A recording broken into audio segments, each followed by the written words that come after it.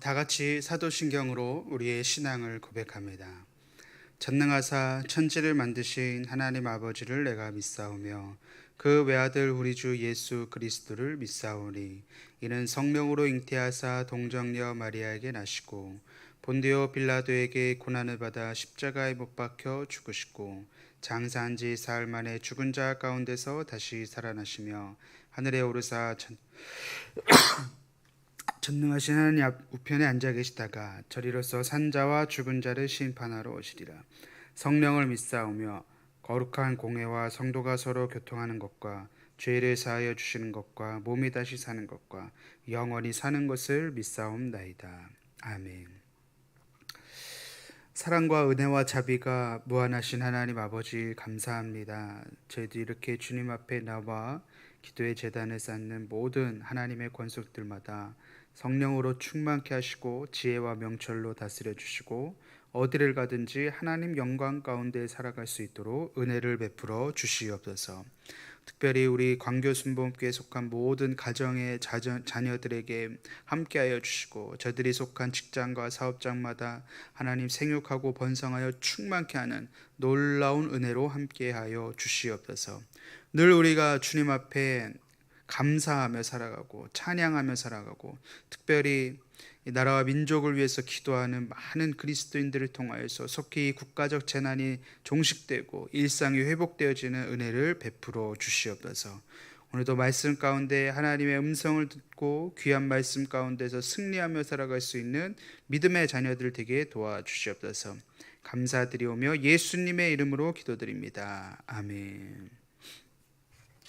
성경 말씀은 이사야 36장 1절로 10절 말씀입니다.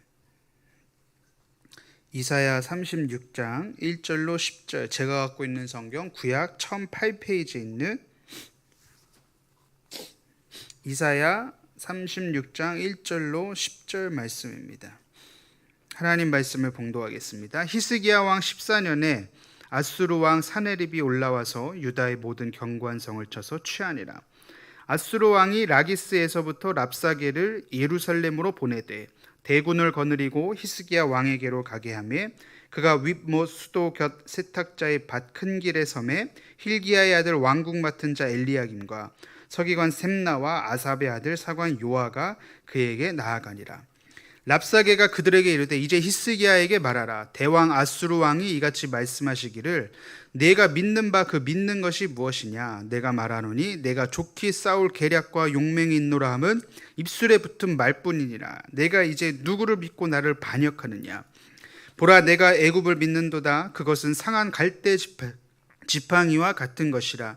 사람이 그것을 의지하면 손이 찔리리니 애굽 왕 바로는 그를 믿는 모든 자에게 이와 같으니라. 혹시 내가 네게 이르기를 우리는 우리 하나님 여호와를 신뢰하노라 하리라마는 그는 그의 산당과 제단을 히스기야가 제하여 버리고 유다와 예루살렘에 명령하기를 너희는 이 제단 앞에서만 예배하라 하던 그 신이 아니냐 하셨느니라. 그러므로 이제 청하노니 내 주 아수르 왕과 내게 하라. 내가 네게 말 2000피를 주어도 너는 그 탈자를 능히 내지 못하리라. 그런즉 내가 어찌 내 주의 종 가운데 극히 작은 총도 한 사람인들 물리칠 수 있으랴. 어찌 애굽을 믿고 병거와 기병을 얻으려 하느냐. 내가 이제 올라와서 이 땅을 멸하는 것이 여호와의 뜻이 없음이겠느냐. 여호와께서 내게 이르시기를 올라가 그 땅을 쳐서 멸하라 하셨느니라 하니라. 아멘.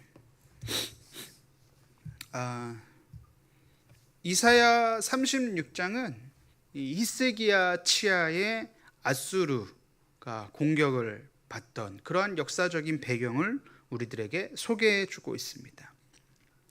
이 통치 초반에는 아버지 아하스의 정책을 그대로 이어받았던 히스기야 왕은 통치 중반에 이르러 이 아수르의 압제에서 벗어날 기회를 찾기 시작합니다. 이 블레셋의 아스돗이 아수르에 대항했을 때 그 항전에 같이 가담했다가 이 아수르의 군대가 개입하자 그 즉시 발을 빼고 다시 아수르에게 조공을 바쳐서 위기를 넘기게 되죠. 그런데 당시 아수르의 왕 사르곤이 죽고 그의 아들 사네립이 왕자에 오랐을 때 정권 교체기에 이 바벨론과 엘람이 반란을 일으킵니다. 이때도 잠시 히스기야가 조공을 멈추고 적극적으로 참여합니다. 그러나 사네립이 바벨론과 엘람을 즉시 제압하고 유다의 히스기야를 목표로 원정을 떠나게 됩니다. 이 역사적인 문헌에 따르면 사네립은 예루살렘을 제외한 유다의 거의 모든 성읍을 다 점령하고 완전히 히스기야를 고립시키게 됩니다.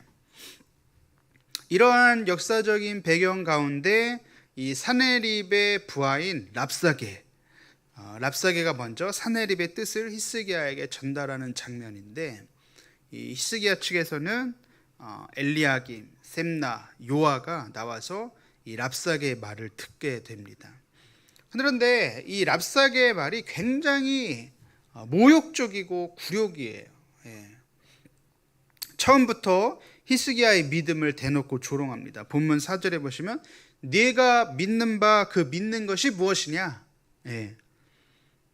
히스기야가 도움을 기대했던 애굽을 향하기도 하고, 또한 히스기야가 믿는 여호와 하나님 신앙을 직접적으로 건드리고 있는 것이에요. 그래서 6절에 보시면 애굽은 상한 갈대 지팡이뿐이다, 이런 이야기를 하고 있죠. 그런데 우리가 마지막 10절에 보시면 이 랍사게가 사네립이 예루살렘에 원정을 온 것은 하나님의 의지에 따른 것이다, 이런 얘기를 해요. 그러니까 자신들의 침략이 신학적으로 정당한 것이다 라고 말을 해요.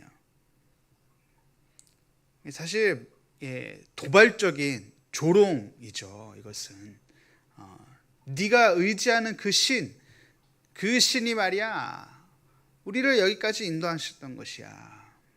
너희 편이 아니야, 우리 편이야. 이러한 굉장히 말도 안 되는 이야기를 하고 있는데, 워낙 이 랍사게의 기세가 등등하니까 이런 도발적인 말에 이 유다 측 사람들이 유다 말로 하지 말고 우리가 아람 방언도 다 알아들으니까 아람어로 대화합시다, 이런 요청을 해요. 왜 그랬을까요? 그게 이제 11절에 나오는데, 왜 그랬냐면은 이 말을 듣는 유다 백성들이 있었기 때문이에요.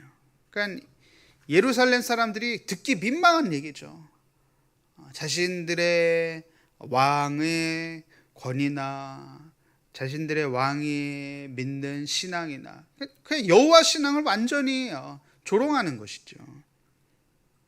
그러나 이 요청에 랍사게는 굉장히 모욕적인 말로 거절합니다.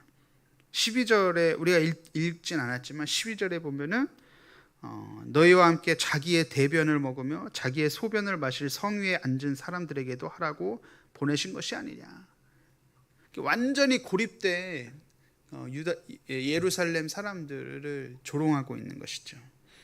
그 연이어서 랍사게가 뭐라고 얘기하냐, 히스기야가 하나님께서 구해 주실 것이다 라는 그러한 믿음, 그러한 기대, 그런 것들도 완전히 한순간에 조롱합니다.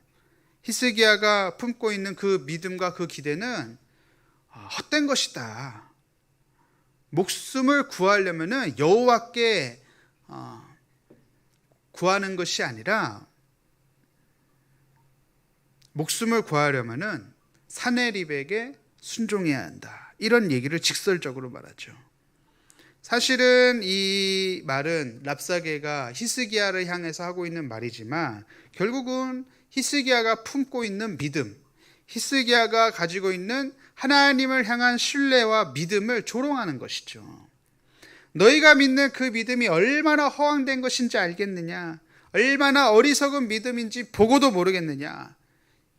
이 사네립의 막강한 군사력을 등에 업고 랍사게가 말하는 것이죠. 그 믿음 버리고 저항하지 않으면 얼마든지 사네립이 은혜를 베풀어 주사 너희들을 풍요롭고 안전한 삶으로 이끌어 줄 수 있을 것이다.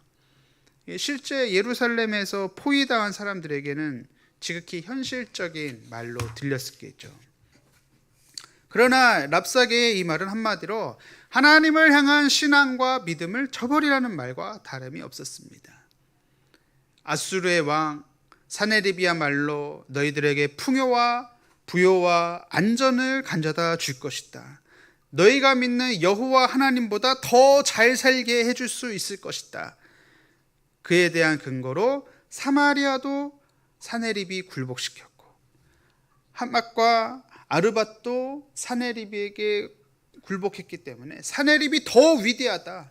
이 사네립의 힘에서는 절대 이길 수가 없다. 사네립이 모든 신보다 더 뛰어난 군주다. 사실은 이 36장 전체가 다 그런 내용입니다.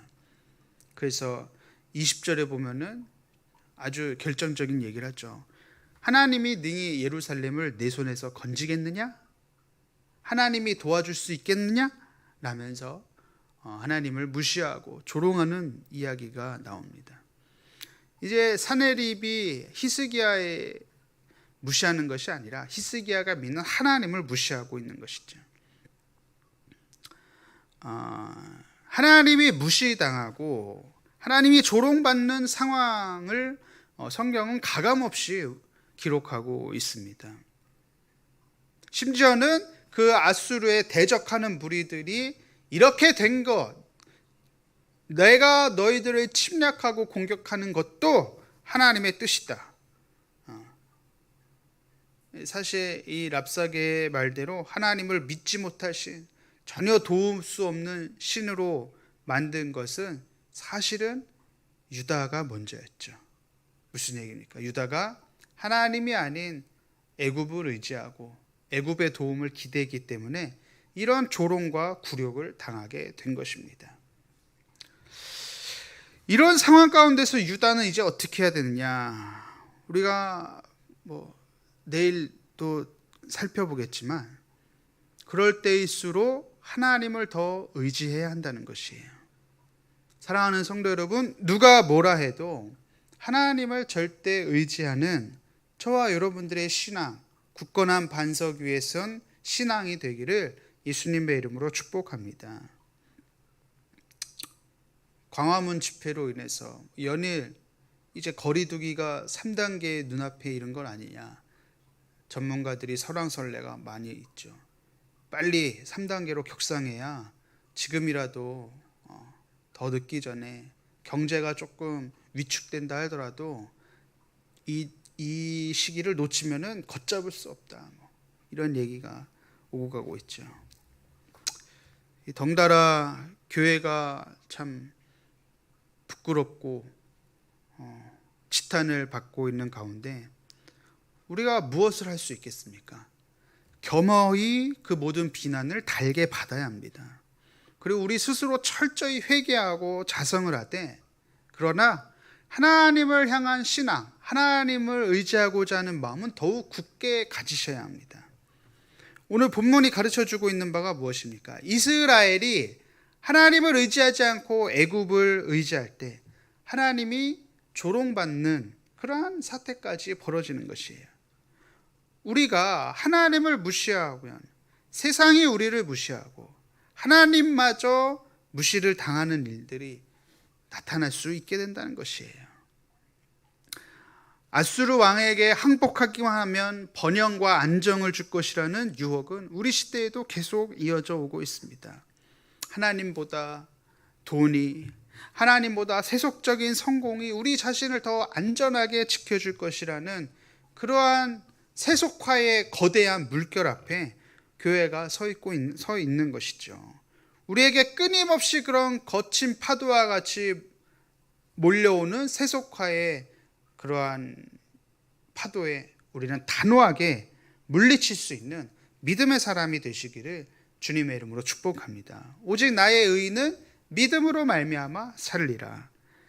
이 말씀 그대로 오늘도 믿음으로 살아내는 저와 여러분들 되시기를 주님의 이름으로 축복합니다. 달게 받되 하나님을 의지하는 신앙은 더 굳건히 가질 수 있는 저와 여러분 되시기를 예수님의 이름으로 축복합니다. 기도하겠습니다. 사랑과 은혜와 자비가 무한하신 하나님 아버지, 시간 우리가 말씀을 통해서 깨달았습니다. 더욱더 하나님을 의지하고 하나님 바라보며 성령으로 충만케 하여 주시사 세상에서 소금과 빛이 역할을 감당하는 우리 모두가 되게 도와주시옵소서. 빛의 자녀답게 착함과 의로움과 진실함으로 하나님 앞에 영광 돌리고 사람들에게 복음의 소식을 들려줄 수 있는 귀한 축복의 통로가 되게 도와주시옵소서. 철저히 회개하고 우리 스스로 반성하되 더욱더 하나님을 향한 믿음, 오직 나의 의는 믿음으로 말미암아 살리라. 그 믿음이 더욱더 굳센 믿음이 되어서 하나님 앞에 영광 돌리고 많은 사람들에게 복된 소식을 들려줄 수 있는 축복의 통로가 되게 하여 주시옵소서. 감사드리오며 예수님의 이름으로 기도드립니다. 아멘. 하늘에 계신 우리 아버지여, 이름이 거룩히 여김을 받으시오며 나라가 임하옵시며 뜻이 하늘에서 이루어진 것 같이 땅에서도 이루어지이다. 오늘날 우리에게 일용할 양식을 주시옵고 우리가 우리에게 죄 지은 자를 사하여 준 것 같이 우리의 죄를 사하여 주시옵고 우리를 시험에 들게 하지 마시오며 다만 악에서 구하시옵소서. 나라와 근세와 영광이 아버지께 영원히 있사옵나이다. 아멘.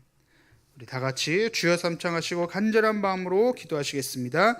주여, 주여, 주여. 살아계신 아버지 하나님 감사합니다. 오직 기도와 간구로 너희 구할 것을 감사함으로 아뢰라 하셨사오니 우리 자신이 더욱더 하나님을 의지하며 세상의 모든 유혹을 물리치고 오직 주님을 향한 굳센 믿음과 신실함으로 정직함으로 살아가는 귀한 믿음의 백성들 다 되게 도와주시옵소서. 성령 하나님 지혜와 명철로 우리 삶을 다스려 주시고 날마다 더하게 하시는 하나님의 은총이 우리 삶에 나타날 수 있도록 하나님 은혜를 베풀어 주시고 하늘 문을 열어 주시옵시고 하나님의 놀라운 계획과 의지 가운데 우리가 걸어갈 수 있는 믿음의 사람들 되게 도와주시옵소서.